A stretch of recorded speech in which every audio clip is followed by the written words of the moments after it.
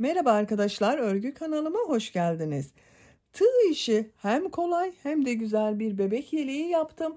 Bugün bunun anlatımını sizlerle paylaşmak istiyorum. Bu model yeleği hem kız bebek için hem de erkek bebek için yapabilirsiniz. Yelek örgüsüne yakadan zincir yaparak başlıyoruz. 0-1 yaş arası bütün çocuklar için aynı sayıda başlayabilirsiniz. Hiçbir sorun olmayacaktır.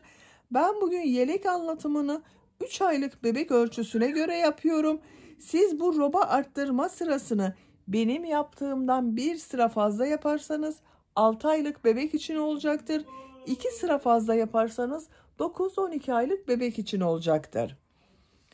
Yelek örgüsünde iplik olarak ben bugün Alize Happy Baby Soft markalı bir iplik var. Bunu kullanmayı tercih ettim.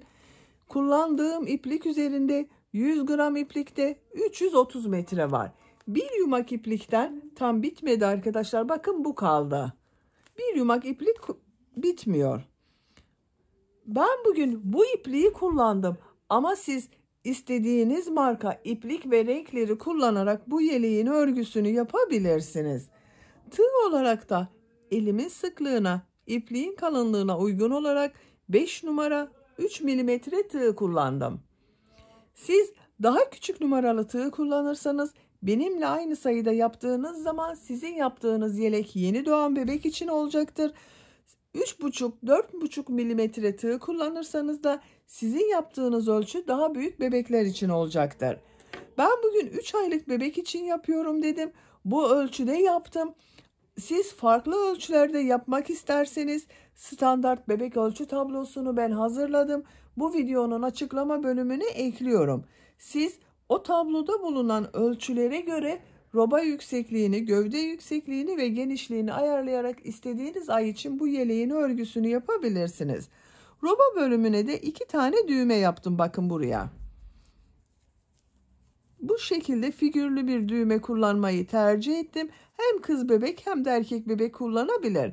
Kız bebek için yapacaksanız bunu pembe renk veya da farklı renkler yapabilirsiniz.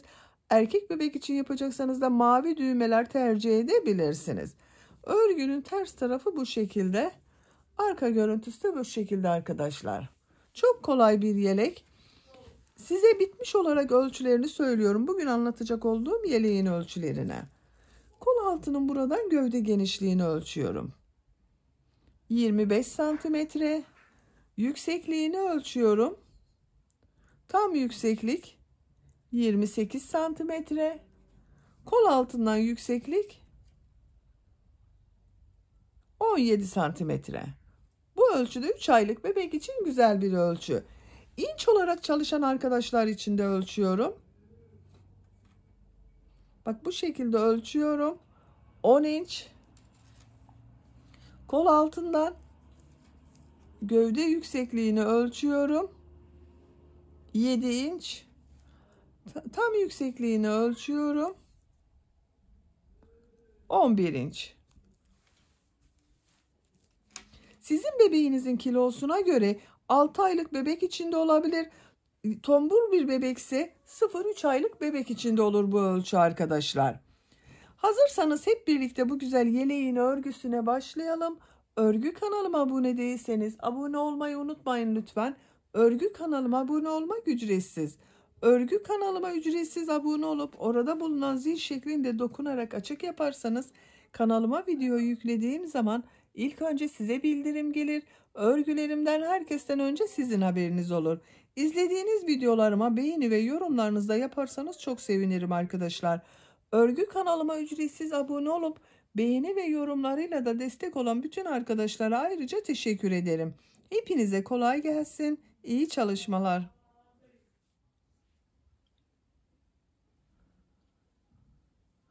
Örgüye yakadan zincir yaparak başlıyoruz. Zincir yapabilmek için ilk ilmeği ben bu şekilde yapıyorum. Size nasıl kolay geliyorsa ilk ilmeği öyle yapabilirsiniz. Zincirleri yapmaya başlıyorum. Çok sıkı olmayan zincirler yapıyorum. Bu zincirler üzerine bir sonraki sırada trabzanlar yapacağız. Bakın sıkı değil arkadaşlar zincirim. 75 zincir yapalım. 75 zinciri yaptım. Çok sıkı olmayan zincirler yaptım bakın. 75 zincirin kaç santimetre olduğunu ölçüyorum.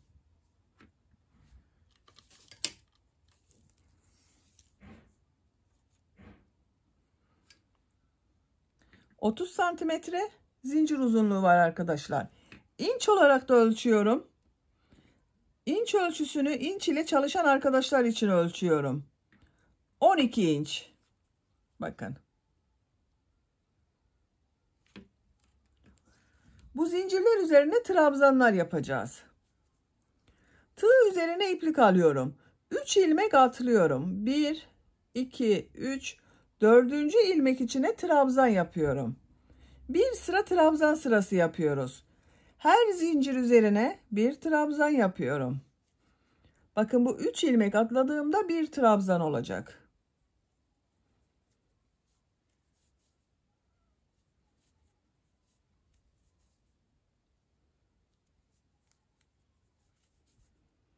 Zincirler üzerine trabzanlar yaparak sıra sonuna kadar devam edelim. Zincirler üzerine trabzanlar yaparak sıra sonuna kadar tamamladım. Bu bir sıra üzerinde 72 trabzan var arkadaşlar. Bu sırada yaka ayrımlarını yapacağız. İşaret yapalım isterseniz. Bakın yaka ayrımlarını 2, 4, 6, 8, 10 ilmek sayıyorum. 11. ilmeğe işaret yapıyorum. Kol içinde 14 ilmek sayıyorum. 2, 4, 6, 8, 10, 12, 14. 15.'ye işaret yapıyorum. Arka bölüm ön bölümün 2 katı oluyor arkadaşlar. Siz ön bölümü kaç ilmek yaptıysanız arka bölüm ön bölümün ikisinin toplamı oluyor. 20 ilmek sayıyorum bakın. 2, 4, 6, 8, 10, 12, 14, 16, 18, 20. 21.'ye işaret yapıyorum. Bu işaret yaptığım yerler arttırma yeri. Kol bölümü için 14 ilmek sayıyorum. Bu kolda 14 ilmek yaptım. Buraya da 14 sayıyorum. 2, 4, 6, 8, 10, 12, 14. 15.'ye işaret yapıyorum. Bakın geride kalan trabzanları sayıyorum. 2, 4, 6, 8, 10. 10 da bu ön bölümde kaldı. Bakın burada yaka ayrımını yaptım. Kol bölümleri için 14 ilmek yaptım. Ön bölümler için 10 trabzan. Arka bölümde ön bölümlerin toplamı 20 trabzan oldu. Bu işaret yaptığım yerlere arttırmaları yapacağız. Siz bunu 1 yaşındaki çocuk için yapıyorsanız 87 zincir ile başlayabilirsiniz. 87 zincir üzerine 84 trabzan yapabilirsiniz. Bu yaka ayrımlarında ön bölüm için 11 trabzan, kol bölümü için 18 trabzan, arka bölüm için 22 trabzan, kol bölümü için 18 trabzan, ön bölüm için de yine 11 trabzan olarak yapabilirsiniz. İkinci sıradayım. İkinci sırada trabzanlar üzerine trabzanlar yapacağız. Bu işaret yaptığım yerlere arttırma yapıyorum. Bir zincir yapıyorum, örgüyü çeviriyorum. İlk ilmek üzerine trabzan yapıyorum.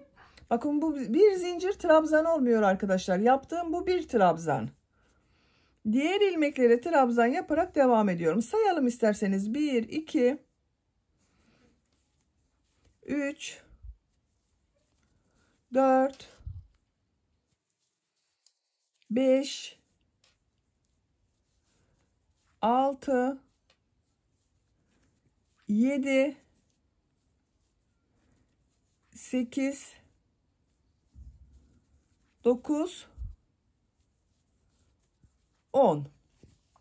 Bakın 10 trabzanı ön bölüm için yaptım. Bu işareti çıkarıyorum. İşaret yaptığım bu ilmeğe arttırma trabzanları yapıyorum.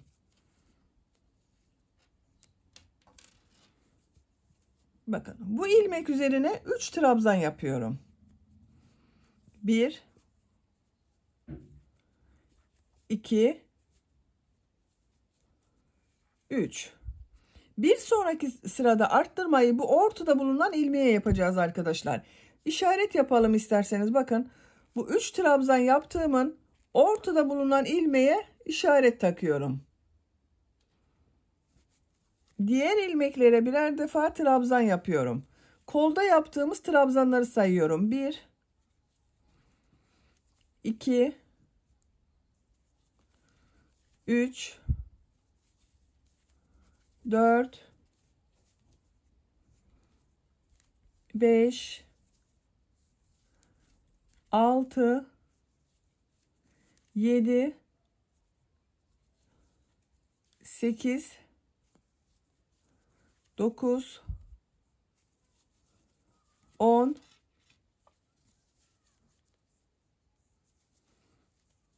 11 12 13 14. Bakın iki işaret arasına 14 trabzanı yaptım. Bu işaret yaptığım ilmek üzerine 3 trabzan yapıyorum.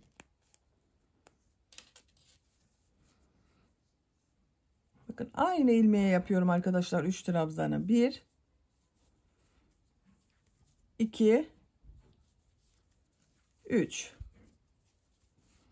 Bir sonraki sırada bu ortada bulunan ilmek üzerine arttırma trabzanı yapacağız. Bakın ona işaret yapıyorum. 3 trabzanın ortada bulunan ilmeğe yaptım işareti. Arka bölümde bulunan ilmekler üzerine trabzan yapıyorum. 1 2 3 4 5 6 7 8 9 10 11 12 13 14 15 16 17 18 19 20. İşaret yaptığım ilmeğe geldim. Bu ilmek üzerine 3 trabzan yapıyorum. 1 2 3. Bakın 3 trabzanı yaptım. 3 trabzanın ortada bulunan ilmeğe bir sonraki sırada yapacağım arttırma için işaret yapıyorum. Burada bulunan ilmekler üzerine trabzan yaparak devam ediyorum. 1 2 3 4 5 6 7 8 9 10 11 12 13 14. Bakın işaret yaptığım ilmeğe geldim. Bu ilmekten çıkartıyorum. Bu ilmek üzerine 3 trabzan yapıyorum. 1 2 3. Diğer ilmeklere trabzan yaparak devam ediyorum. Buraya da işareti yapalım. Bakın 3 trabzan yaptım. 1 2 3. Ortada bulunan ilmeğe işaret yapıyorum.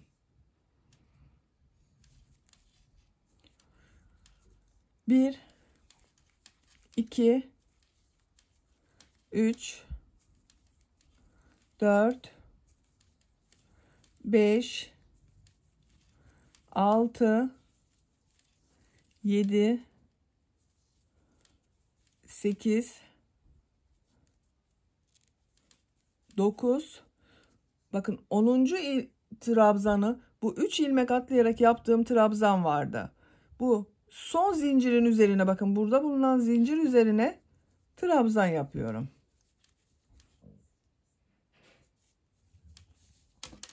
Bakın arkadaşlar, ikinci sırada arttırma yerlerinde arttırmalar yaptım.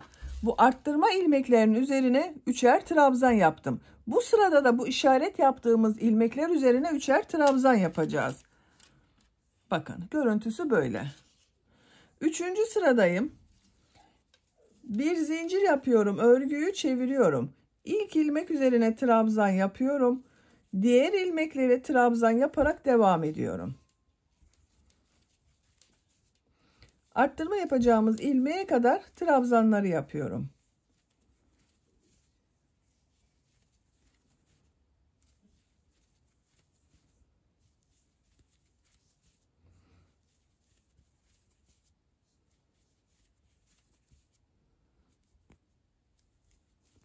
Bakın arttırma yapacağım ilmeğe kadar trabzanı yaptım. 1, 2, 3, 4, 5, 6, 7, 8, 9, 10, 11 trabzan oldu. Bu arttırma yerine 3 trabzan yapıyorum. Bakın bunun üzerine 3 trabzan. 1, 2, 3. Ortada bulunan ilmeğe yine işaret yapıyorum. Bir sonraki sırada bunun üzerine arttırma trabzanı yapacağız. Diğer ilmeklere birer defa trabzan yapıyorum. Bu arttırma yerine kadar devam edelim. Arttırma yapacağım, bakın işaret yaptığım yere kadar trabzanları yaptım. Bu işaret yaptığım ilmek üzerine 3 trabzan yapıyorum. 1, 2, 3. İşaret takıyorum tekrar arkadaşlar. Bu yaptığımız işaretler bir sonraki sırada. Diğer ilmeklere trabzan yaparak devam ediyorum. Arttırma yerine kadar devam edelim. Arttırma işaretine kadar bakın trabzanları yaptım. Bu işaret yaptığım ilmek üzerine yine 3 trabzan yapıyorum.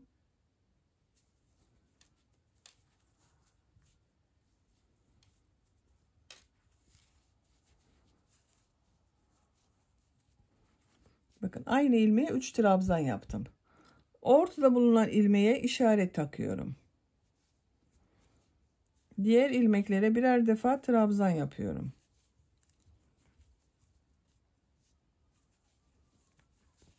Diğer arttırma yerine kadar devam edelim. Diğer işaret yaptığım arttırma yerine kadar bakın trabzanları yaptım. Bu ilmek üzerine de 3 trabzan yapıyorum. 1, 2,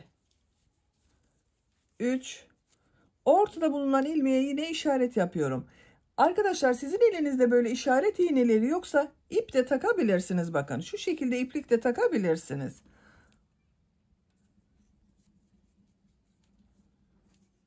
Bakın burası orta nokta. Diğer ilmekler üzerine birer defa trabzan yapıyorum. Sıra sonuna kadar trabzanlar yapıyorum. Benim elim alıştığı için işaret iğneleri takmadan yapıyorum arkadaşlar. Takılan, yani bu iş arttırma yapacağımız ilmekte şaşıran arkadaşlar olur diye ben işaretli gösteriyorum.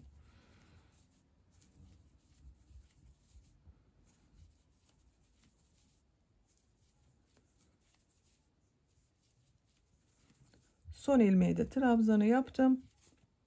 Bakın 3. sırada yine bu ortada bulunan ilmekler üzerinden arttırmaları yaptık. 4. sıradayız. Bir zincir yapıyorum, örgüyü çeviriyorum. İlk ilmek üzerine trabzan yapıyorum. Diğer ilmekleri de trabzan yaparak devam ediyorum. İşaret yaptığım bu ilmeğe kadar devam edelim. İşaret yaptığım ilmeğe kadar trabzanları yaptım. Bakın bu iplik ile işaret yaptığım ilmeğe de 3 trabzan yapıyorum. 1, 2, 3. Ortada bulunan ilmeğe yine işaret yapıyorum. Bir sonraki sıra için yerini belirliyorum.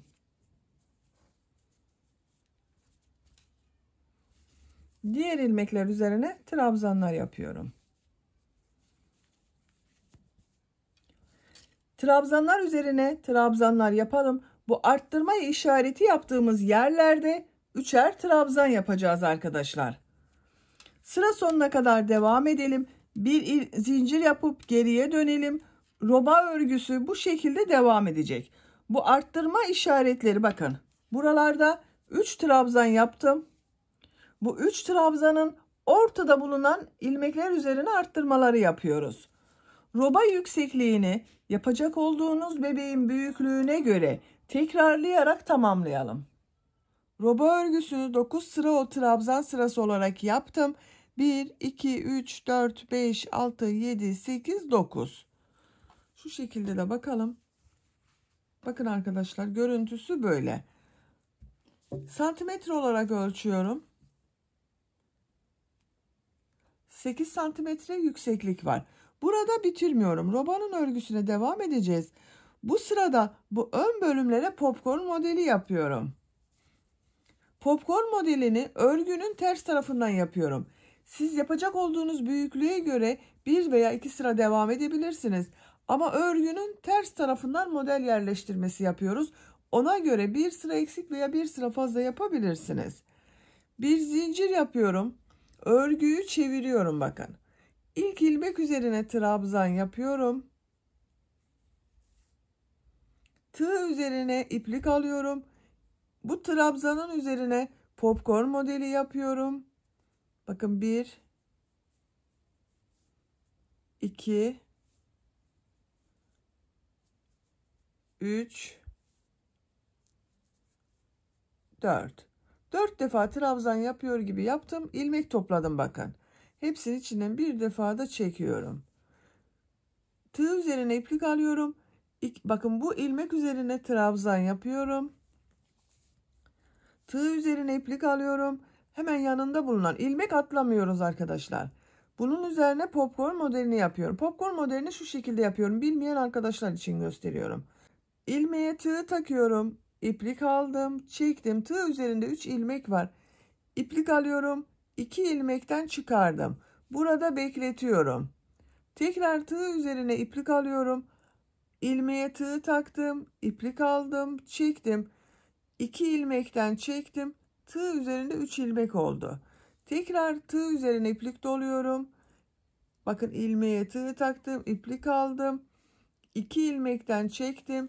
Tığ üzerinde 4 ilmek oldu. Tekrar tığ üzerine iplik doluyorum. İlmek aldım, çektim. 2 ilmekten çıkarıyorum. Tığ üzerinde 2, 4, 5 ilmek var. Hepsinin içinden bir defa da çekiyorum. Tığ üzerine iplik alıyorum. İlmek üzerine trabzan yapıyorum. Bir popcorn modeli yapıyoruz, bir trabzan yapıyoruz. Elimi takip ederseniz daha iyi anlaşılır.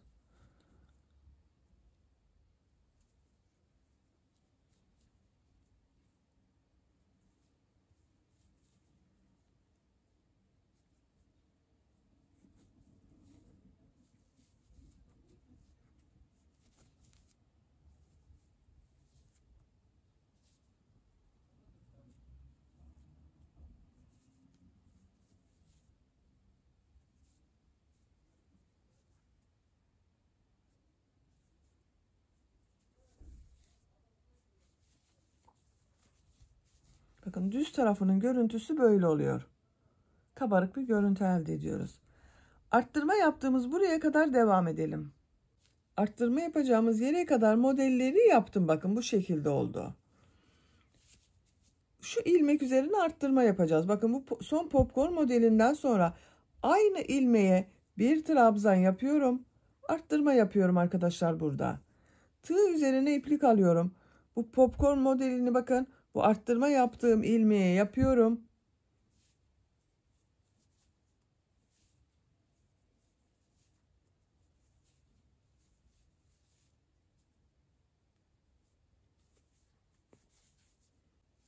Popcorn modelinden sonra bakın. Bu arttırma yerine 3 trabzan yapıyorum. 1, 2, 3. Kol bölümündeyiz bakın. Kol bölümünde de bu ilk ilmek üzerine 2 trabzan yapıyorum. Bir arttırma yaptım bakın arkadaşlar.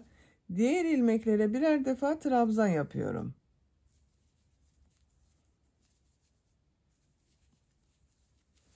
Arttırma yapacağımız buraya kadar devam edelim. Kol bölümünde trabzanlar yaparak arttırma yapacağım. Bakın bu ilmek üzerine geldim. Şu en son ilmek üzerine bir arttırma trabzanı yapıyorum. Arttırma yapacağımız bu ilmek üzerine 3 trabzan yapıyorum.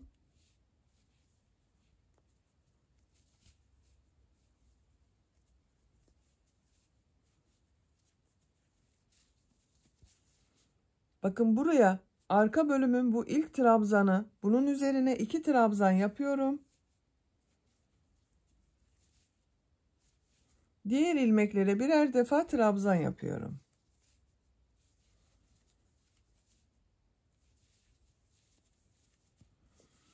Bakın arttırma yaptığımız burada bu ortada bulunan ilmekten önce 2 trabzan yaptım.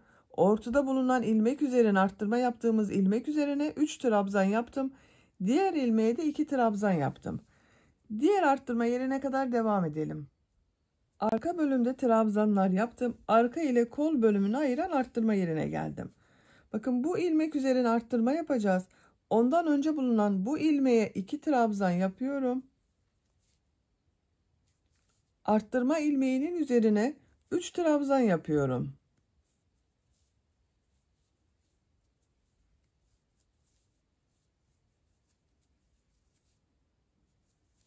Bu ilmek üzerine 2 trabzan yapıyorum. Diğer ilmeklere birer defa trabzan yapıyorum. Buraya kadar devam edelim. Kol bölümünde trabzanları yaparak bakın arttırma yapacağımız ilmeğe kadar geldim. Bunun üzerine arttırma trabzanı yapıyoruz arkadaşlar. Ondan önce bulunan ilmek üzerine 2 trabzan yapıyorum burada da.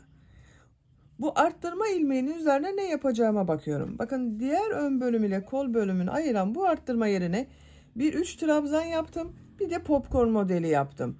Burada da aynısını yapıyorum. Tığ üzerine iplik alıyorum. 3 trabzan yapıyorum bakın bu arttırma yerine. 1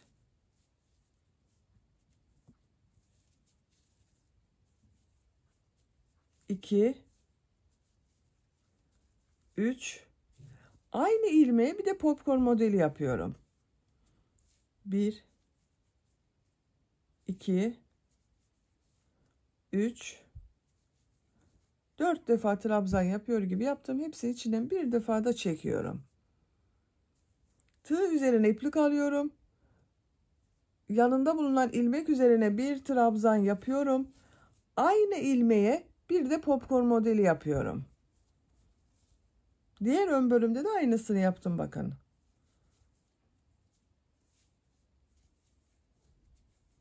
Hepsini içinden çektim. Yanında bulunan ilmeğe trabzan yapıyorum. Diğer ilmeğe popcorn modeli yapıyorum.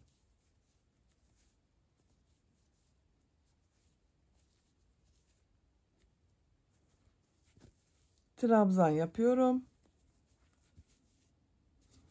Popcorn modeli yapıyorum.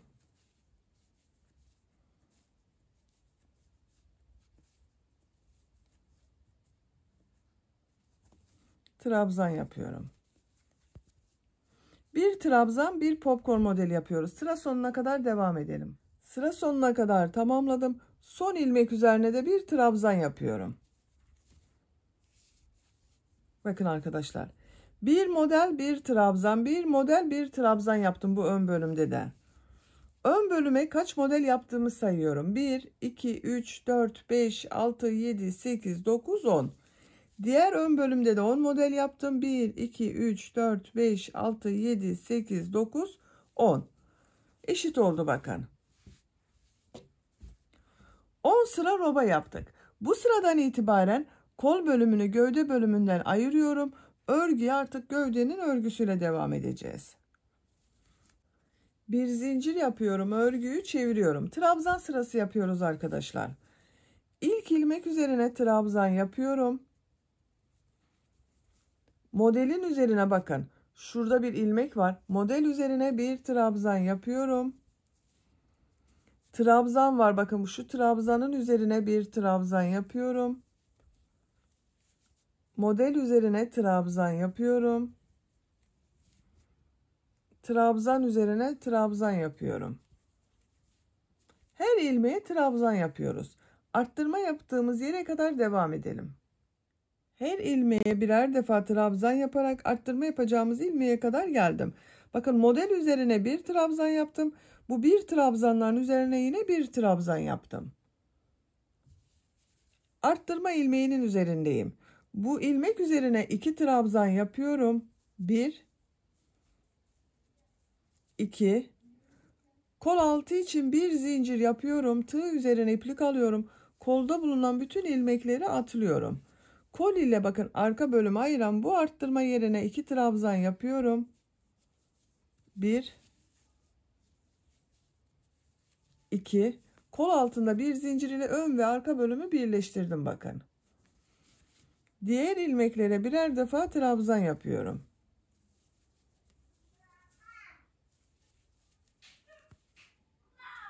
Diğer arttırma yerine kadar devam edelim. Arttırma yapacağım yere kadar arka bölümde trabzanları yaptım. Bu arttırma yerine arka bölüm için 2 trabzan yapıyorum. 1 2 kol altı için bir zincir yapıyorum. Çok sıkı yapmayalım bu zinciri arkadaşlar. Tığ üzerine iplik alıyorum. Kolda bulunan bütün ilmekleri atlıyorum. Burada yaptığım bakın 3 trabzan vardı arttırma yerine. Ortada bulunan ilmek üzerine 2 trabzan yapıyorum ön bölüm için. 1 2 diğer ilmeklere birer defa trabzan yapıyorum. Bakın model üzerine bir trabzan yapıyorum. Bu trabzan üzerine bir trabzan yapıyorum. Sıra sonuna kadar devam edelim. Sıra sonuna kadar tamamladım. Son ilmek üzerine de trabzan yapıyorum. Bu sırada bakın kol bölümünü gövde bölümünden ayırdık. Ön ve arka bölümü birleştirdik. Artık örgü bu gövde bölümüyle devam edecek arkadaşlar. Bir zincir yapıyorum. Örgüyü çeviriyorum. İlk ilmek üzerine trabzan yapıyorum. Trabzan sırası yapıyoruz yine. Diğer ilmekleri de trabzan yaparak devam ediyorum. Kol altı yaptığımız buraya kadar devam edelim. Kol altına kadar trabzanları yaparak tamamladım. Bu kol altında bir zincir yapmıştım. Bakın bir önceki sırada bu bir zincirin üzerine 3 trabzan yapıyorum. 1 2 3 aynı ilmeğe bakın zincir üzerine 3 trabzan yaptım. Diğer ilmekler üzerine birer defa trabzan yapıyorum.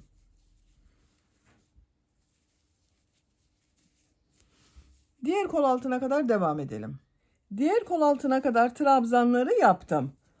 Burada bulunan bakın bir zincir yapmıştım kol altında. Bu bir zincir üzerine 3 trabzan yapıyorum yine. 1 2 3 bakın bir zincir üzerine 3 trabzan yaptım. Diğer ilmeklere birer defa trabzan yapıyorum. Bu kol altının görüntüsü de bakın bu şekilde oldu. Sıra sonuna kadar devam edelim. Sıra sonuna kadar tamamladım. Bir zincir yapıyorum, örgüyü çeviriyorum. Artık başka arttırma yapmayacağız arkadaşlar. Gövde bölümünün örgüsü bu trabzan ile devam edecek. İlk ilmek üzerine trabzan yapıyorum. Diğer ilmekler üzerine de trabzan yaparak devam ediyorum.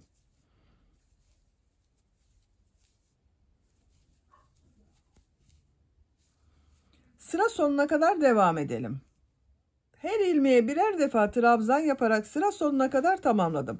Bakın kol altında da yine her ilmeğe bir trabzan yaptım. Arttırma yapmadım bu sırada.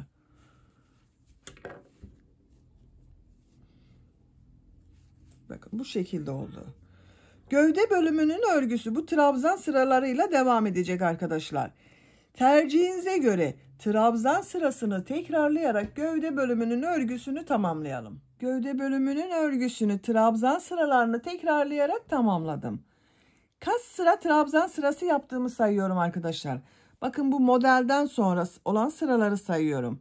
1, 2, 3, 4, 5, 6, 7, 8, 9, 10, 11, 12, 13, 14, 15, 16, 17. 17 sıranın sonunda gerekli yüksekliği elde ettim. Bu sıradan itibaren bu uç bölümde bir düz bir ters lastik örgüleri yapacağız. Onu yapmadan önce ön pat çalışmalarını yapmak istiyorum. Bakın burada bitirdim. Bu uç noktada bitirdim. Bir zincir yapıyorum. İlk ilmek üzerine sık iğne yapıyorum. Sık iğne sırası olarak yapıyorum arkadaşlar. Bakın bu trabzan boşluğuna sık iğne yapıyorum. İlmek var, sık iğne yapıyorum.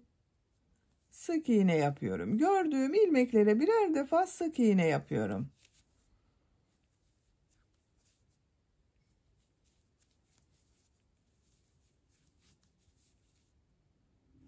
Sık iğneler yaparak yaka başlangıcına kadar devam edelim. Yaka başlangıcına kadar bir sıra sık iğne yaptım bakın ön patta arkadaşlar.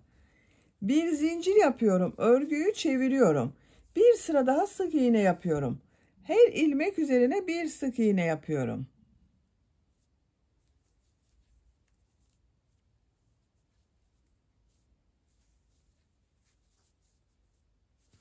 Sıra sonuna kadar devam edelim.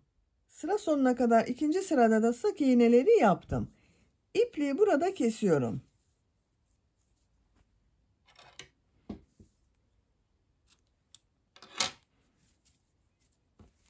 Bakın bu ön patta 2 sıra sık iğne yaptım arkadaşlar.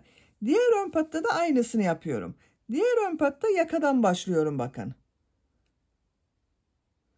Yakanın burada bulunan ilmekten bir ilmek yapıyorum. Bir zincir yaptım, sağlamlaştırdım. Buraya bir sık iğne yapıyorum. Aynı yere bir sık iğne daha yapıyorum. Diğer tarafta olduğu gibi her ilmeğe bir sık iğne yapıyorum bakın.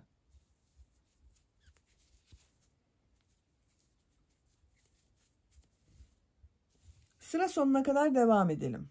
Sık iğne yaparak bakın sıra sonuna kadar tamamladım. Bir zincir yapıyorum, örgüyü çeviriyorum. Bir sıra daha sık iğne yapıyorum. İlk ilmek üzerine sık iğne yapıyorum. Diğer ilmekleri de sık iğne yaparak devam ediyorum. Yaka başlangıcına kadar devam edelim. Diğer ön patta da 2 sıra sık iğneyi tamamladım bakın arkadaşlar. Yaka başlangıcındayım. İpliği kesiyorum.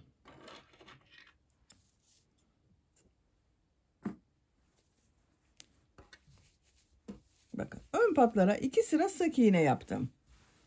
Şimdi bu uç bölümde bir düz bir ters örgüler yapacağız. Örgünün gelişine bakıyorum. Bu son sırada düz tarafını yapmışım. Örgünün ters tarafından yapıyorum. Bu en son ilmekten bir ilmek yapıyorum.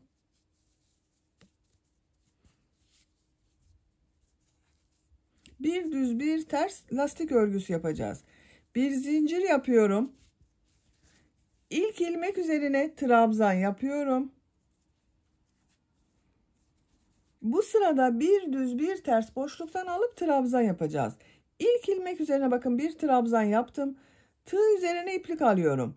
Bu bakın sık iğne yaptığım bir ilmek var. Bunu boşluktan alıyorum.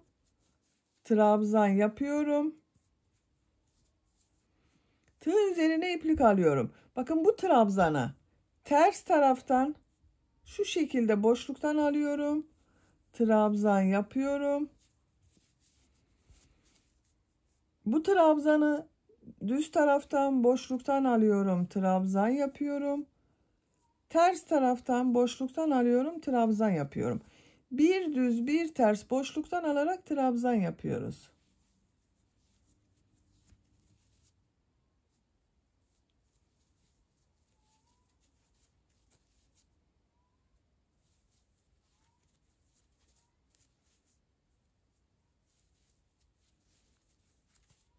Düz tarafının görüntüsü bakın bu şekilde arkadaşlar. Trabzanları bir düz bir ters boşluktan alıp trabzan yaparak sıra sonuna kadar devam edelim. Sıra sonuna kadar bir düz bir ters boşluktan aldım, trabzan yaptım arkadaşlar bakın. Sıra sonunda yine bu, bakın şunu şu şekilde boşluktan alıyorum. Düz taraftan trabzan yapıyorum. Son ilmek üzerine bir trabzan yapıyorum. Bakın sıra başıyla sıra sonunda görünen görüntünün aynı olması gerekiyor arkadaşlar. Şekline bakalım. Bakın bu şekilde oldu. 2 zincir yapıyorum. Örgüyü çeviriyorum. Bu sırada bu yaptığımız trabzanları nasıl görüyorsak o yönde boşluktan alıp trabzan yapıyorum. Bakın ilk trabzan ters tarafta görünüyor. Ters taraftan boşluktan alıyorum. Trabzan yapıyorum. Düz tarafta görünüyor. Düz taraftan boşluktan alıyorum. Trabzan yapıyorum. Gördüğümüz gibi yapıyoruz bakın. Ters tarafta görünüyor. Ters taraftan boşluktan alıyorum. Trabzan yapıyorum. Düz tarafta görünüyor. Düz taraftan boşluktan alıyorum. Trabzan yapıyorum.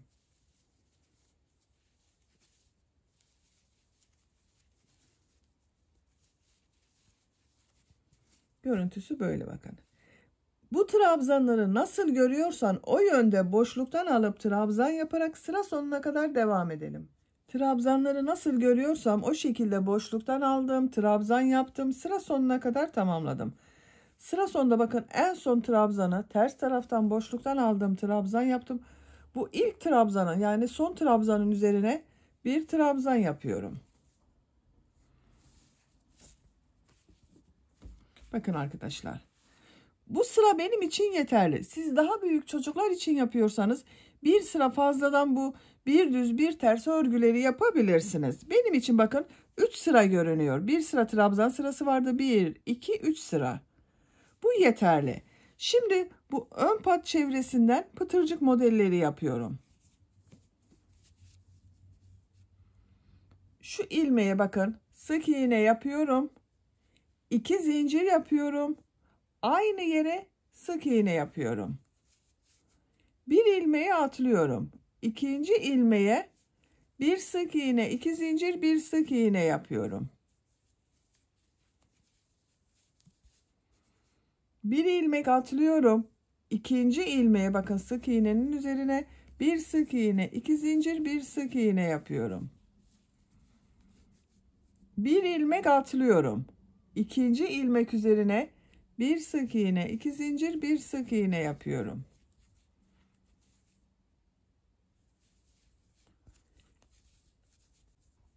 Bakın minik pıtırcıklar yapıyoruz. Bu roba bölümünün buraya bakın yakanın buraya da düğme ilikleri yapacağız. Buraya kadar pıtırcık modelleri yaparak devam edelim. Buraya kadar pıtırcık modellerini yaptım. Bakın kol ayrımı yaptım. Bu sırada arkadaşlar modelin hemen üzerinde bulunan ilmeğe kadar pıtırcık modelleri yaptım. Buraya düğme iliği yapıyorum. Bir düğme iliğini buraya yapıyorum. Bir diğerini hemen bu yakanın başlangıcına yapacağız. Düğme iliği için 5 zincir yapıyorum. 1, 2, 3, 4, 5. Aynı ilmeğe sık iğne yapıyorum. Bakın ilk düğme iliğini buraya yaptım. Bir ilmek atlıyorum. İkinci ilmeğe bir sık iğne, 2 zincir, bir sık iğne yapıyorum. Bir ilmek atlıyorum. İkinci ilmeğe bir sık iğne, 2 zincir, bir sık iğne yapıyorum. Bir ilmek atlıyorum. İkinci ilmeğe bir sık iğne, 2 zincir, bir sık iğne yapıyorum. Bir ilmek atlıyorum. İkinci ilmeğe bir sık iğne, 2 zincir, bir sık iğne yapıyorum. Bir ilmek atlıyorum. İkinci ilmeğe bir sık iğne, 2 zincir, bir sık iğne. Bir ilmek atlıyorum. Bakın buraya düğme iliği yapacağız. Buraya kadar 1, 2, 3, 4, 5 pıtırcık modeli yaptım. Bir ilmek atlıyorum. Bir sık iğne yapıyorum. Düğme iliği için 5 zincir yapıyorum.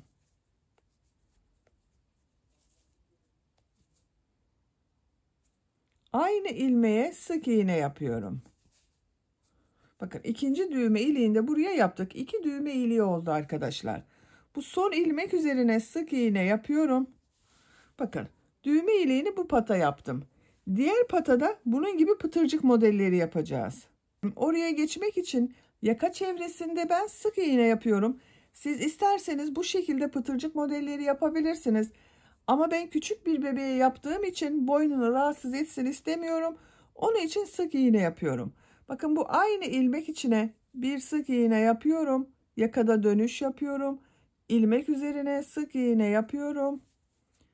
Burada bulunan bakın yaka başlangıcında yaptığımız zincirler üzerine sık iğne yapıyorum. Her ilmek üzerine bir sık iğne yapıyorum. Bu ipliğin ucunda bakın içeride tutuyorum.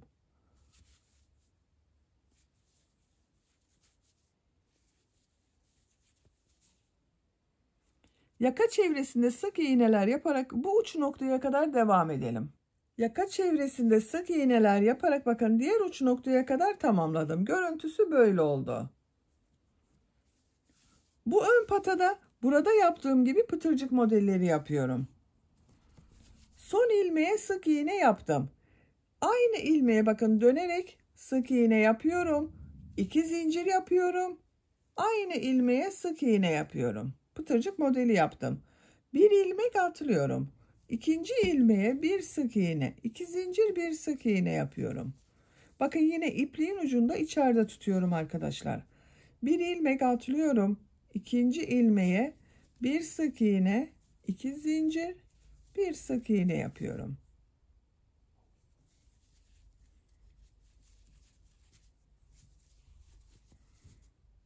Pıtırcık modelleri yaparak buraya kadar devam edelim. Pıtırcık modellerini yaparak sıra sonuna kadar tamamladım. En son yaptığım bakın ilmeği burada bulunan bu ilk ilmek ile ilmek kaydırma yaparak birleştiriyorum. İpliği kesiyorum.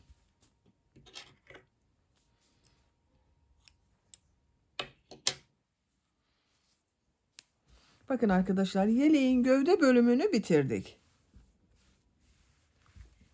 Bu şekilde oldu. Kol örgüsünün birisini ben yaptım. Bakın bu şekilde burada yaptığım gibi bir düz bir ters örgüler yaptım kol örgüsünde de. Diğer kolun örgüsünü sizinle birlikte yapalım. Kol altından başlıyorum. Kol altında bulunan bakın bu bir zincirli ilmekten bir ilmek yapıyorum. Bir defa bağlıyorum daha sağlam olsun diye. Buradan bir ilmek yapıyorum. Bu arttırma yaptığımız bir ilmek vardı bak burada. Gövde bölümünde buraya 2 trabzan yaptım. Buraya da 2 trabzan yapıyorum kol için. 1 2 arttırma yerine 2 trabzan yaptım. Diğer ilmeklere birer defa trabzan yapıyorum. Sıra sonuna kadar devam edelim. Kol çevresinde trabzanlar yaparak bak sıra sonuna kadar tamamladım. Sıra sonunda bu arttırma yaptığımız ilmeğe de 2 trabzan yapıyorum. Buraya kadar her ilmek üzerine bir trabzan yaptım. Bak buraya 2 trabzan yapıyorum. 1 2 aynı ilmeğe bu ön bölüm içinde bak 2 trabzan yaptım. Kol bölümü içinde 2 trabzan yaptım. Son ilmek ile bu ilk yaptığım ilmeği ilmek kaydırma yaparak sırayı birleştiriyorum. Bakın arkadaşlar kolun örgüsü bu şekilde oldu.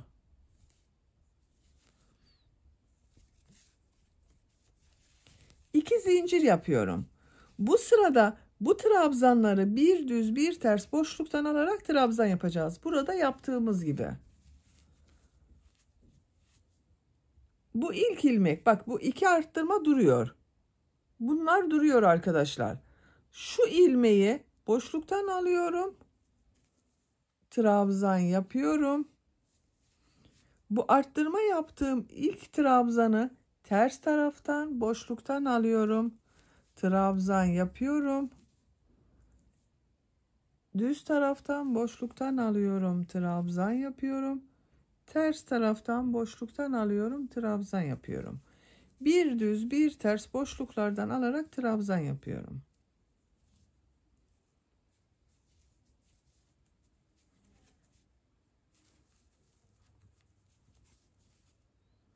Sıra sonuna kadar devam edelim. Sıra sonuna kadar tamamladım. Sıra sonunda bakın son trabzanda düz taraftan boşluktan aldım, trabzan yaptım. Bu son ilmek ile burada yaptım, bak 2 zincir yapıp burada yaptığım ilmeği ilmek kaydırma yaparak birleştiriyorum. Bu 2 zincir yaptığım ters tarafta görünen trabzan oldu. İlk bak düz taraftan boşluktan aldım, trabzan yaptım. Sıra sonunda da düz taraftan boşluktan aldım, trabzan yaptım. 2 zincir ters tarafta görünen trabzan oldu. Bakın görüntüsü böyle oldu. 2 zincir yapıyorum.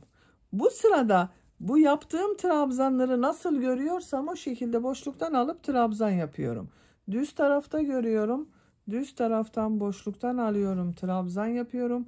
Ters tarafta görünüyor. Ters taraftan boşluktan alıyorum, trabzan yapıyorum.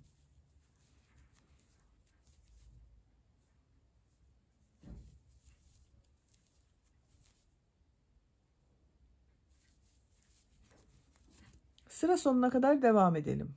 Sıra sonuna kadar tamamladım. Son ilmek ile burada yaptığım, bak bu ilk ilmeği ilmek kaydırma yaparak birleştiriyorum. İpliği kesiyorum.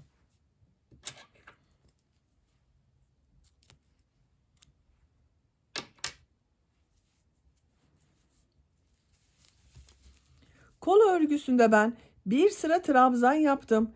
İkinci sırada bir düz bir ters boşluktan aldım, trabzan yaptım. Üçüncü sırayı yine nasıl görüyorsam o şekilde boşluktan aldım, trabzan yaptım. Diğer kolu da aynı yaptım bak arkadaşlar. Siz isterseniz bir sıra daha devam edebilirsiniz, bir düz bir ters. İpliği de örgünün ters tarafından ilmekler arasında çekiyorum bakın.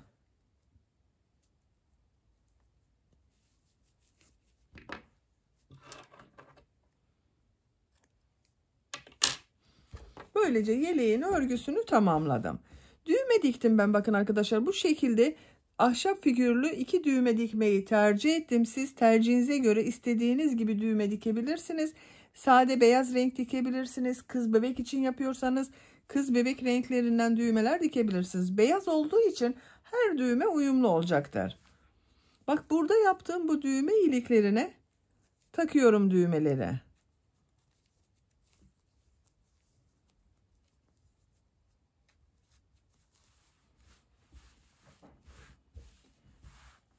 Böyle oldu. Bakın çok şirin oldu yelek arkadaşlar. Hem kız bebek hem de erkek bebek kullanabilir bu yeleği. Yeleğin bitmiş olarak ölçülerini size söylüyorum. Kol altının buradan gövde genişliğini ölçüyorum. 25 santimetre. İnç olarak ölçüyorum. 10 inç. Yüksekliğini ölçüyorum. Kol altı yüksekliğini ölçüyorum. 17 santimetre. Tam yüksekliğini ölçüyorum. 28 santimetre. İnç olarak da ölçüyorum. Yükseklik 11 inç. Kol altının yüksekliği 7 inç. Bu ölçüde 3 aylık bebek için güzel bir ölçü oldu. 3-6 aylık bebekler çok rahat kullanabilir arkadaşlar bu yeleği. Arka görüntüsü de bakın bu şekilde. Bir yumak iplikten de bakın bu kaldı. Bir yumak iplik bitmedi. Böylece bir örgü anlatımının da sonuna gelmiş oldum. Beni dinlediğiniz ve izlediğiniz için hepinize çok teşekkür ederim. Örgü kanalıma abone değilseniz abone olmayı unutmayın lütfen. Örgü kanalıma abone olmak ücretsiz. Örgü kanalıma ücretsiz abone olup orada bulunan zil şeklinde dokunarak açık yaparsanız kanalıma video yüklediğim zaman ilk önce size bildirim gelir. Örgülerimden herkesten önce sizin haberiniz olur. İzlediğiniz videolarıma beğeni ve yorumlarınıza yaparsanız çok sevinirim arkadaşlar. Sizlerle yeni örgülerde görüşmek dileğiyle. Hoşça kalın, sevgiyle kalın.